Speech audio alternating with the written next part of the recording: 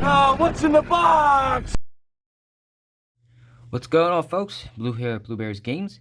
And our midweek video, we're going to be doing yet again another older, unfortunately, Commander Precon from Streets of New Capenna. I'm almost through these. We're about halfway through. And this week I'm going to unbox the Riveteers Rampage Streets of New Capenna Commander Precon, which has Henzi the Toolbox Tour as the commander. As always, I'm going to also do an upgrade section tomorrow.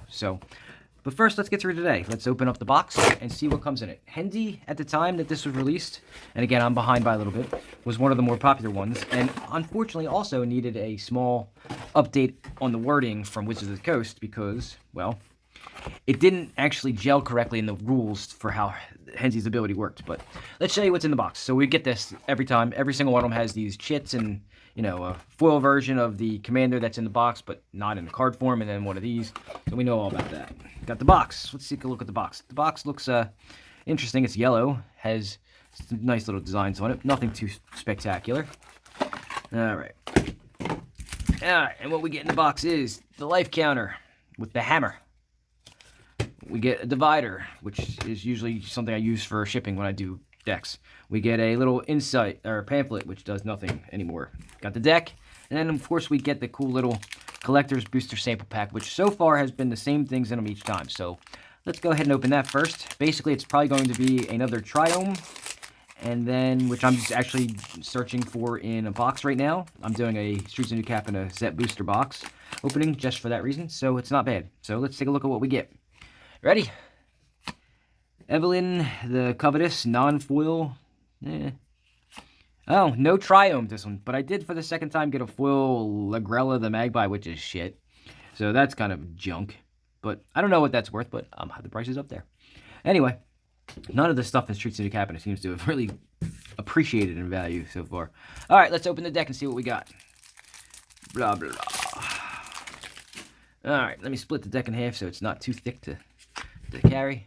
Zoom in and we'll go over what we got here. So Henzi Toolbox Tour, green, red, black for a 3/3 legendary devil, and I really like devils in Magic, so I'm really happy to see another devil. But each creature spell you cast with mana value 4 or greater has Blitz, and the Blitz cost is equal to its mana cost, and you may cast this creature. All right, these are hard to read. Give me this thing. The way that the lighting I have here is hard. All right. It says you may choose to cast that spell for its blitz cost. If you do, it gains haste, and when that creature dies, draw a card. When this creature dies, and then you sacrifice at the beginning of the next end step. And then it says blitz cost you pay costs 1 less for each time you've cast your commander from the command zone this game. So keeping track of your commander castings is important here. The second one, this is the secondary commander that they've chosen, is the Beantown Bullies. So same colors, 1 additional for a 4/4 instead of a 3/3. Has vigilance and haste, and tap it. Target opponent whose turn it is puts target non-legendary creature card from your graveyard onto the battlefield under their control. It gains haste. You goad it at the beginning of the next end step. Exile it. Okay, so basically it allows your opponent to grab stuff from your graveyard, use it as fodder for whatever they need, and then it goes back to your graveyard. Okay, so we can see here what's going on. So high casting cost creatures that have ways to take the cost down, and then blitz. It's basically as simple. It's blitzing. It's kind of like red deck wins, where you're just taking. I mean, usually that uses low to the ground creatures. This one's using higher casting cost creatures and then reducing the costs, and that's actually not a bad idea. All right, let's take a look at what the deck actually has in it. Glittering Stockpile. 3 cast artifact, tap to add a red, and then put a counter on it and sacrifice it to add X mana of any mana, where X is the number of stash counters on it. Okay, so it's kind of like those lands back in Fallen Empires that you could put counters on and then sacrifice them to get a big deluge of mana. Riveteers Charm. I'm not going to read every single one of them. Riveteers Overlook. This is one of the things they did in Streets of Capenna. It's kind of like a even worse fetch land than Evolving Wilds. Artisan of Kozilek is not a bad idea, and that's actually kind of where I'm going to take the direction of the deck when I give you the upgrade guide tomorrow. So Artisan of Kozilek, so I like this because it's no color mana. So Henzi, obviously casting it 9 times isn't really going to be viable, but casting it 3 or 4, bringing the cost down is not bad. And then when you cast it, it enters the battlefield, you return a creature from a graveyard to the battlefield, and then it has Annihilator. It actually does everything you want in this deck. Victimize. So here's the thing. It's basically letting you cast things. I forgot this is what I wanted to mention. It's letting you cast things that are high casting costs, hopefully reducing the cost with Henzi, getting them in your graveyard, and then bringing them back for a cheaper cost with cards like Victimize. So it's graveyard recursion, but you're actually able to use the cards once at least instead of just putting them straight directly into the graveyard. So I like a deck like that. Explore, Farseek, which is really good. I need more of these. I use these for my own personal decks, but I also like when I get a custom budget request. Farseek definitely is a good option for green decks for ramp. Garruk's Uprising, another one I use a lot. Indrik's Stomp Howler, so it's 5 to cast for a 4/4, enters battlefield, destroy an artifact or enchantment. So as you can see, enters the battlefield, leaves the battlefield, or when it attacks, abilities are prominent in here. They're important. Kodama's Reach, Migration Pass. So they have a pretty good swath of ramp spells. Overgrown Battlement. I actually have a deck with this, a 60-card deck. I love it. It just slings fireballs at people. I love it. Rampant Growth. Again, more ramp. Good stuff. Samira Sabertooth. I really like this card. I have a deck I want to put this in that is Eldrazi based. Death Reap Ritual, because you want to take advantage of all the death triggers going on your side at least. Terminate. Great. That's a great card. Arcane Signet for more ramp. Commander Sphere. Bellowing Mauler. So it's more than 4 to cast. It's a 4/6. Depending on upkeep, each player loses 4 life unless they sacrifice a non-token creature. That's actually really good. It's not one of those ones that you want to blitz in, unfortunately, because at the beginning of your instant, I mean, you can get 1 use out of it. I'd rather have that in play all the time. Protection Racket. Upkeep, repeat the following process for each opponent. In turn order, reveal the top card of your library. That player may pay life equal to its card's mana value. If they do, exile that card. Otherwise, put it in your hand. That's actually not bad. Wave of Rats. This is definitely going in my rat deck.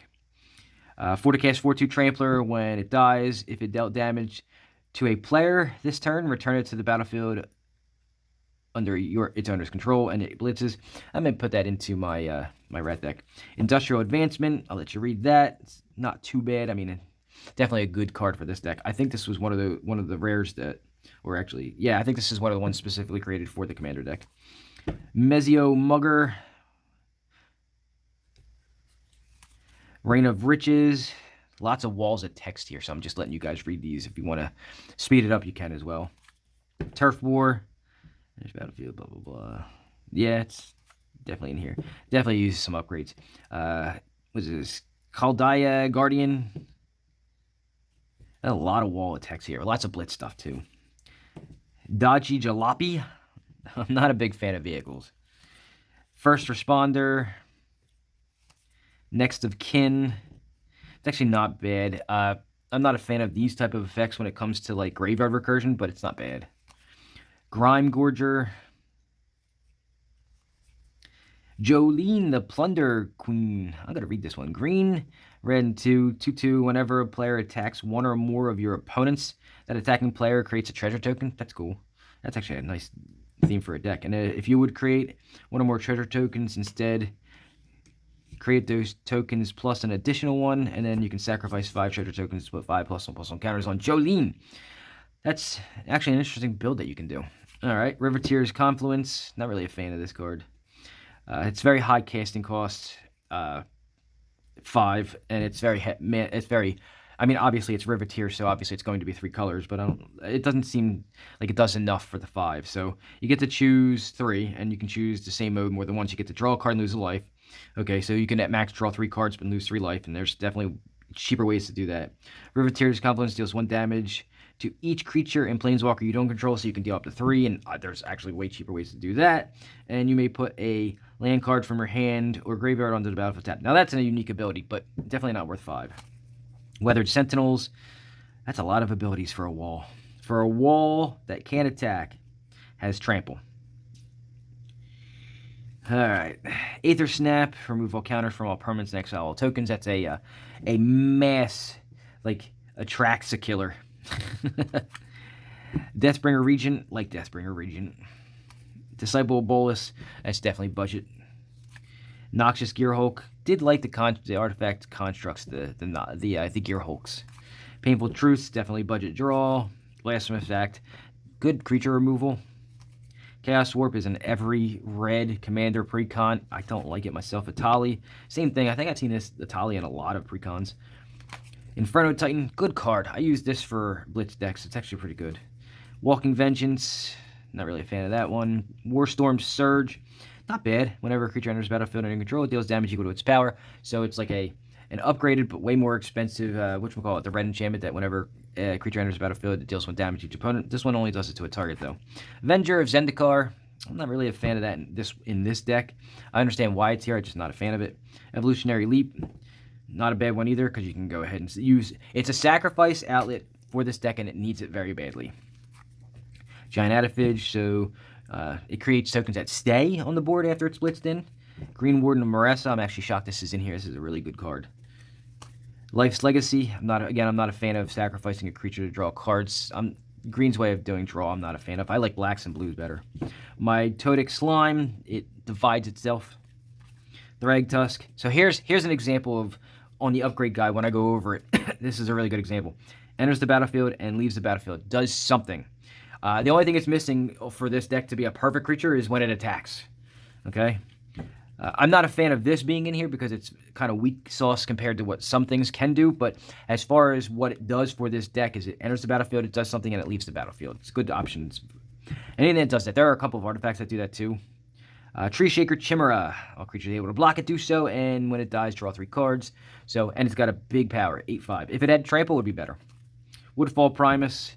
Actually not bad. With Persist, so that's another thing that you should be on the lookout for when I do the upgrade section with abilities like Persist.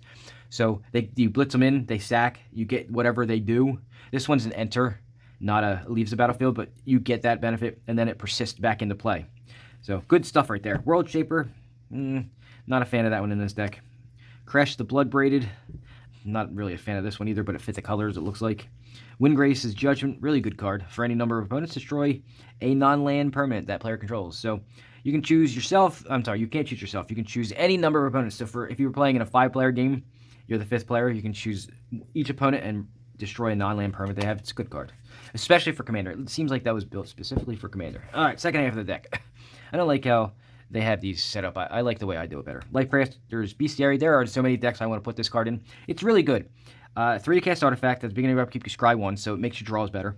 And then whenever you cast a creature spell, you can pay a green to draw a card. And that's what green does, is cast creatures. So it's a really good artifact. Solemn Simulacrum. Another example of a card that when it enters and leaves the battlefield, it does something you want. This is much better than Thragtusk. It goes and ramps you and gives you a card draw.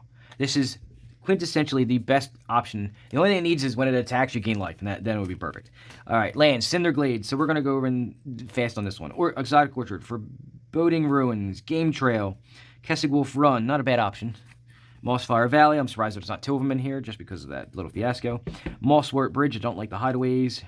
Shadow Blood Bridge, Filterland, Smoldering Marsh, Spine Rock Null, I don't like the Hideaway. Temple of Malady, I'm betting there's more. I like the Filterlands, these Filterlands specifically. I'm glad that each one of them has an opposing one. Felwar Stone, because you're in 3 colors, so that makes the most sense. Soul Ring. Wait a minute. Didn't this have a Soul Ring in it already? No, it didn't. Alright. Sorry. Thought I had seen the Soul Ring earlier. Alright, anyway, back to it. Soul Ring.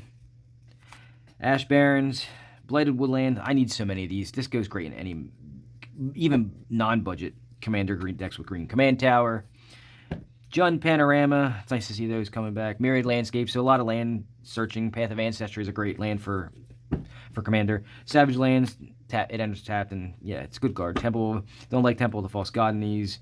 Then the buffs. You got all 3 buffs. A bunch of them. Looks like swamps. Do I get the special full art ones? You do. You get a full art swamp, a full art mountain, a full art forest, then you get the thick boy, the thick commander, and then let's see what we got. Ooze tokens. What else we got? We got citizen tokens. We got treasure tokens. We got chits. What else? What's on the other side? We got plants for the whatchamacallit dude. You got treasure tokens. So anyway, I mean, it's pretty basic. I have a way to focus this deck, as I always do, and make it a little bit better. So tune in tomorrow for the upgrade guide for this deck, which is the, what is this called? The Riveteers Rampage precon for Streets of New Capenna. So join me for that. But first, if you have any comments, questions, or concerns, or just want to talk about the deck or any of the other decks and videos that I create, you can go ahead and contact me at bluebearsgames.online on Facebook. You can email me at bluebearsgames@gmail.com, and I'll get back to you when I have an opportunity. Or you can leave a comment in the section below, and I'll get back to you in that way. And then if you want to talk further after that, you can go ahead and contact me one of the other two ways. On top of that, if you're looking to help support the channel, there are a couple ways you can do so. The first way is actually just out of generosity. You can go ahead and do some donations to me. And the way you can do that is through PayPal at paypal.me/BlueBearsGames, at Venmo at BlueBearsGames, or through Cash App at $BlueBearsGames. The second way that you could help support the channel, this one actually gets you something for your money. You can go ahead and take a look at all the decks that I've made, and you can make a purchase of 1 or 2 or maybe even 5.